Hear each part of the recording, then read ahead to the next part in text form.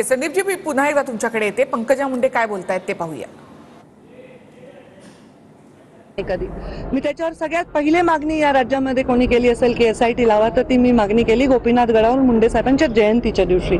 आणि त्या क्रूर प्रकरणाविषयी मी तीव्र संताप आणि निषेध केलेला आहे.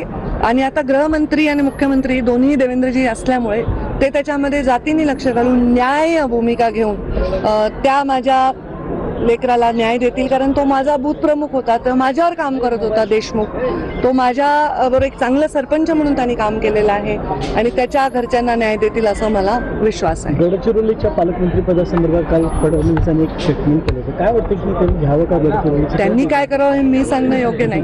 काही आपण ऊसतोड कामगारांच्या मुलांच्या बाबत बोललात, मात्र आजही त्याची खूप सापडत नाही पोलिसांना. नेमकं या घटनेबाबत तुम्ही काय सांगा?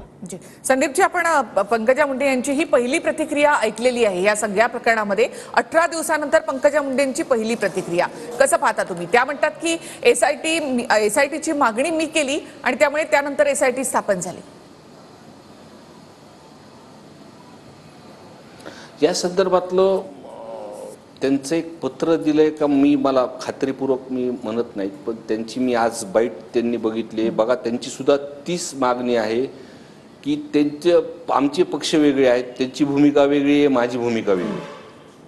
पण त्या सुद्धा मागणी करतात आहे की या संदर्भातला जो कोणी गुन्हेगार आहे त्याला ही शिक्षा झाली पाहिजे. आणि पहिल्यांदाही बोलताना सांगितले की आम्ही जिल्ह्यातले जे निवडून आलेले 6 आमदार आहेत त्या सगळे वेगळ्या पक्षाचे आहेत आणि सर्वांची मागणी हीच आहे. आणि फक्त जे सुरुवातीला बोलताना मी जे सांगितलं ना की धनंजय मुंडेंचे निकटवर्ती असं म्हणून त्यांनी सांगितलं आहे, म्हणजे ते मंत्री असल्यामुळेच कुठंतरी श्रेय त्यांना भेटत आहे ना. जी, खूप खूप धन्यवाद संदीप क्षीरसागर, तुम्ही आमच्याशी बोललात त्याबद्दल. तर बीडमधल्या घटनेचे संपूर्ण पडसाद जे आहेत ते संपूर्ण महाराष्ट्रामध्ये उमटलेले आहेत आणि